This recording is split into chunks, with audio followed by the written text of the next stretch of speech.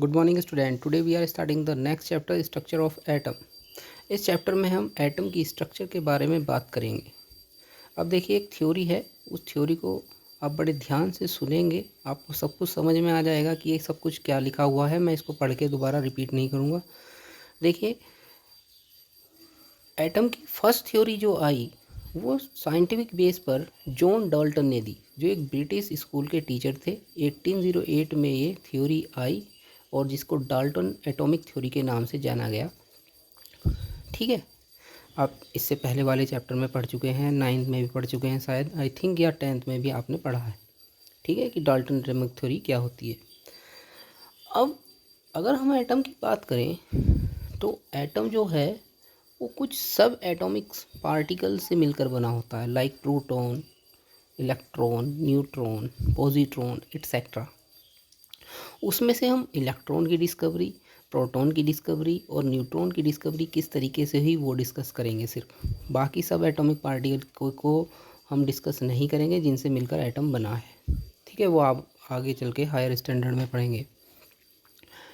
तो अब अगर इस इलेक्ट्रॉन की डिस्कवरी की बात करें तो 19th सेंचुरी में कुछ साइंटिस्ट थे, जैसे कि विलियम्स क्रुक्स थे, जूलियस प्लकर थे, जे थॉमसन थे, जिन्होंने क्या किया, गैस में इलेक्ट्रिसिटी पास करनी चाहिए, उस पर वो एक्सपेरिमेंट कर रहे थे। तो उन्होंने देखा कि गैस में इलेक्ट्रिसिटी सिर्फ तब पास हो सकती है जब वहाँ पर हाई वोल्टेज रखा जाए और एक लो प्रेशर रखा जाए, लो प्रेशर और हाई वोल्टेज पर किसी गैस में इलेक्ट्रिसिटी पास कराई जा सकती है। अब इस एक्सपेरिमेंट को इन्होंने जो नाम दिया उसको कहा गया डिस्चार्ज ट्यूब एक्सपेरिमेंट। ठीक है, अब इस एक्सपेरिमेंट से ये पता चला कि कुछ इनविजिबल रेज हैं जो कैथोड्स की ओर मूव कर रही हैं। आगे चल के आपको समझ में आएगा, स्ट्रक्चर दिखाएंगे जब आपको हम। और ये क्या कर रही हैं, अपने सामने वाले एक अगर फोटोग्राफिक प्लेट है तो वहाँ पर फ्लोरिसेंस शो कर रही हैं। अभी नए नए वर्ड जो आ रहे हैं ये सब क्लियर कर देंगे आगे हम, आप अभी समझते रहें। और ये जो कैथोड से निकली हुई रेज थी डिस्चार्ज ट्यूब एक्सपेरिमेंट में, इनको ही कैथोड रेज के नाम से जाना गया। अब जे थॉमसन ने इस एक्सपेरिमेंट पर एक डीपली स्टडी की, जिससे उन्होंने इलेक्ट्रॉन की डिस्कवरी की। ठीक है, इलेक्ट्रॉन की डिस्कवरी में अगर हम बात करें तो सिर्फ जे थॉमसन का नाम आता है। जे थॉमसन ने ही इलेक्ट्रॉन की डिस्कवरी की थी इस एक्सपेरिमेंट की हेल्प से। ठीक है, इस एक्सपेरिमेंट में हेल्प कराने में बहुत सारे साइंटिस्ट थे जो ऊपर आपको दिए गए हैं। इससे भी और भी थे लेकिन ये मोस्ट थे, ये आपको याद रखने हैं। अब देखो एक्सपेरिमेंट क्या था, ये कुछ इस तरह का आपको एक ट्यूब दिखाई दे रही होगी। ट्यूब कुछ इस तरीके से है कि देखो, एक कवर जो है जिसमें हाई वैक्यूम पंप लगाया गया है, इसमें गैस को लो प्रेशर में फिल करने के लिए। और इसमें एक कैथोड है और एक एनोड है, कैथोड निगेटिव, एनोड पॉजिटिव। ठीक, और इसको हाई वोल्टेज से नीचे जोड़ दिया गया है।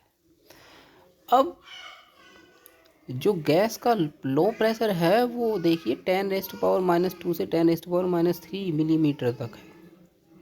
ठीक है, इतना इसमें लो प्रेशर आपको रखना पड़ेगा जब ही यहाँ पर कैथोड रेज जो हैं वो आपको यहाँ पर चलती हुई शो होंगी एट द एनोड पर। अब एनोड पर आप देखेंगे डार्क करके दिखाया गया है, यहाँ पर एनोड के पीछे क्या किया गया है, एक फोटोग्राफिक प्लेट लगाई गई है, जिससे हमें ये पता चले कि कैथोड रेज मतलब कैथोड से कोई रेज निकली और वो एनोड पर आकर के फोटोग्राफिक प्लेट पर पड़ी। फोटोग्राफिक प्लेट पर ये फ्लोरिसेंस शो करेंगी। फ्लोरिसेंस मतलब एक चमक शो करती हैं, चलती हुई नहीं दिखाई देती है। ठीक है, अब देखिए है क्या ये चीज़ें। अगर कैथोड रेज की प्रॉपर्टी की बात करें तो cathode rays start from cathode and move toward the anode. Cathode से निकलती हैं और एनोड की ओर चलती हैं। ठीक है, चलती हुई दिखाई नहीं देती, सिर्फ इनका फ्लोरिसेंस दिखाई देता है एट द एनोड पर, जिससे हमें ये पता चलता है कि कैथोड से कोई चीज़ निकली और वो आकर के एनोड पर पड़ी। क्लियर। दीज आर इनविजिबल, ये इनविजिबल है, दिखाई नहीं देती। दे आर निगेटिवली चार्ज हैं। They travel in straight line में ट्रेवल करती हैं। ये कैसे पता चला? ये पता चला ऐसे कि एनोड पर लगा हुआ जो फोटोग्राफिक प्लेट है उस पर जो फ्लोरेसेंस पड़ रही है वो ये सिद्ध कर रही है कि ये रेज जो हैं स्ट्रेट में चल रही हैं, तभी तो फ्लोरेसेंस हुआ। ठीक है।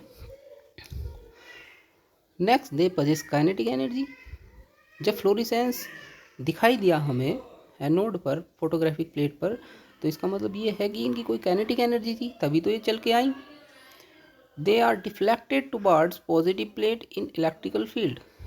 ठीक है, अगर इलेक्ट्रिकल फील्ड में अगर हम बात करें, इलेक्ट्रिकल फील्ड जनरेट कर दें, तो ये जो रेज हैं ये पॉजिटिव प्लेट की ओर डिफ्लेक्ट हो जाती है, यानी मूव कर जाती हैं, मुड़ जाती हैं।